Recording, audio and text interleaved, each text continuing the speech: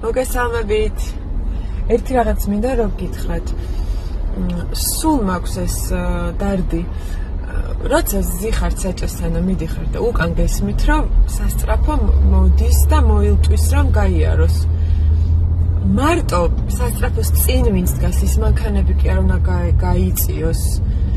ზოგადად მოძრაობა უნდა რაღაცნაირად გაჩერდეს და გაიშალოს რომ წინაც შეძლოს სასწრაფომ გავლა.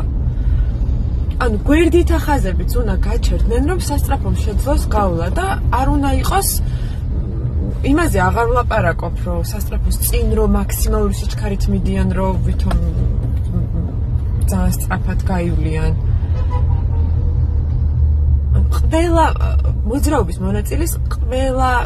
მოძრაობის ყველა მონაწილის პასუხისმგებლობაა რომ მაქსიმალურად ისე გაჩერდნენ და გადავიდნენ რომ სასწრაფომ გაიაროს.